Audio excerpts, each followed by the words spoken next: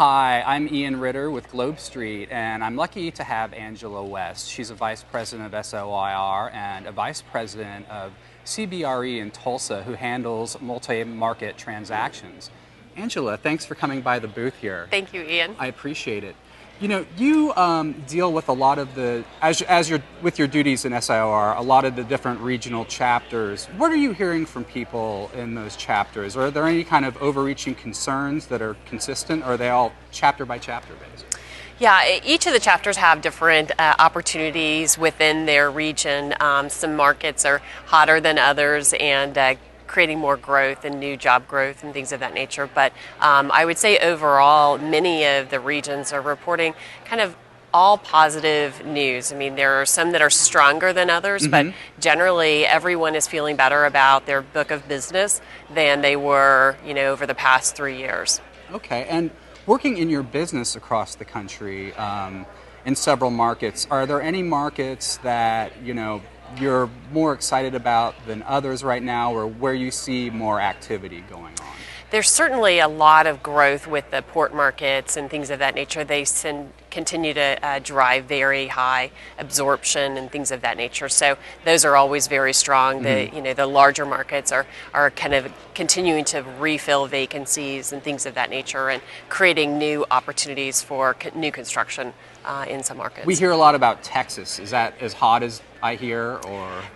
Absolutely. Houston and Dallas have had phenomenal job growth over the past several years, and their tax structure with low employment taxes or no employment taxes, I think, is really creating a lot of incentives for companies to move into those markets, and certainly have good cost of living indexes, things of that nature.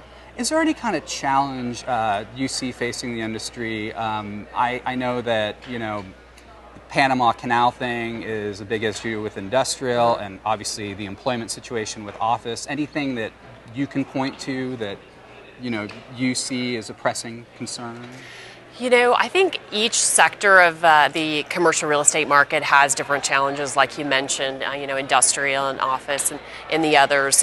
So I think it's really more a case by case and a market by market. So there's different opportunities and challenges in each part of the country.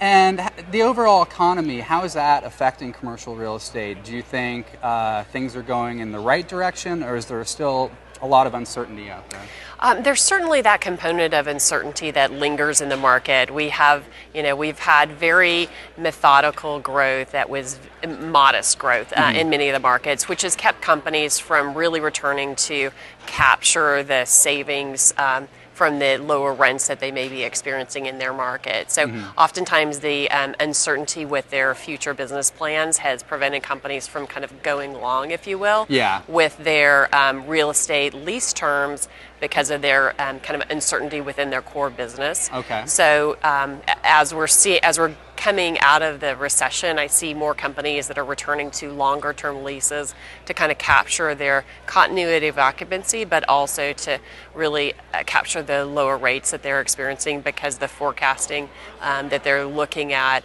appears that the trajectory on rents is that they're going up. Okay. So overall, we're in a better place than we were a few years ago. Most certainly. Super. Most certainly, yeah. I see, 2007 for all sectors of the market was certainly the peak. Everything kind of fell off a cliff in 2008, and we've kind of been modestly growing back to our former kind of velocities. But I think everyone's found a stable place in their market to kind of the new normal has been reestablished. Good news. Well, thanks for joining us. Thank you, Ian. I appreciate it, Angela. I appreciate it. Thanks for being here. Thank you. And thank you for tuning in to SIOR Live.